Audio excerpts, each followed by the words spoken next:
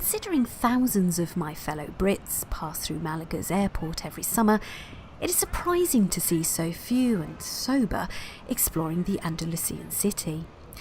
But then as soon as most land in the capital of the Costa del Sol, they tend to head off down the coast to Spanglish Torremolinos and Marbella, completely bypassing the historical and cultural gems that Malaga has to offer.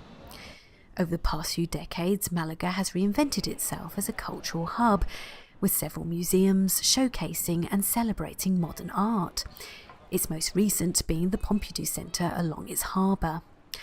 Unlike its sister centre in Paris, its service pipes are found on the inside of the building.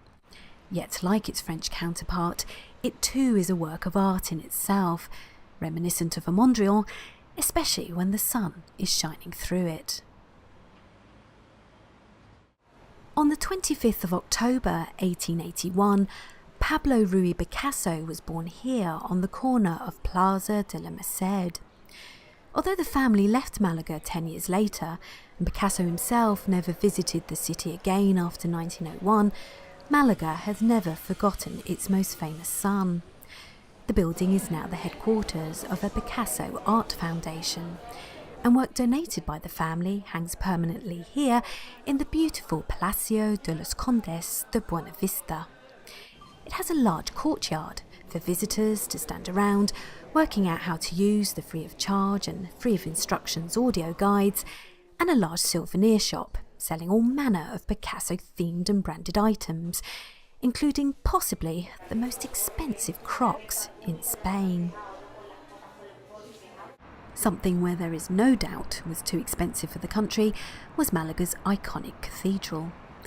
Once a mosque during the time of the Moors, reconstruction work to turn it into the Christian place of worship it is today began in the 16th century.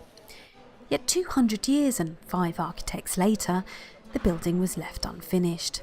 Its emblematic bell tower should actually be one of a pair, but thanks to a budget that just could not meet ambitious architectural expectations, the sole tower has earned the cathedral its affectionate nickname, La Manquita, the one-armed lady. There may not be much Moorish influence left to savour around the cathedral, but Malaga's beautifully restored Alcazaba, that stands proudly over the city's beautifully preserved Roman amphitheatre, is simply oozing with Moorish charm. The 11th century palace fortress is full of characteristic horseshoe arches and paradise-like courtyards. It is also cloaked in so much foliage, one wonders whether the Alcazaba is an ancient building covered in wild blooms or a huge flower garden covering some old brickwork.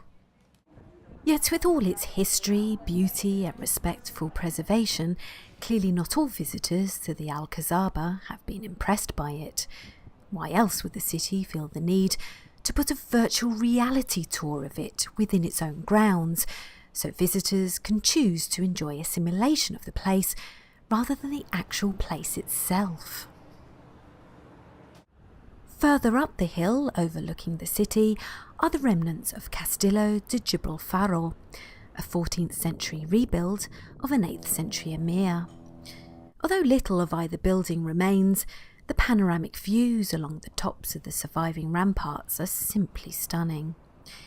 The emir was remodelled into a lighthouse and military barracks, the latter celebrated today in a small museum found on the grounds.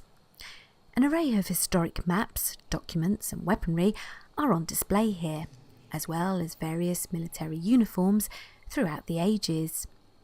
They are modelled on mannequins that prove most soldiers were not natural blondes, and that some only had to stare intensely at the enemy to overpower them.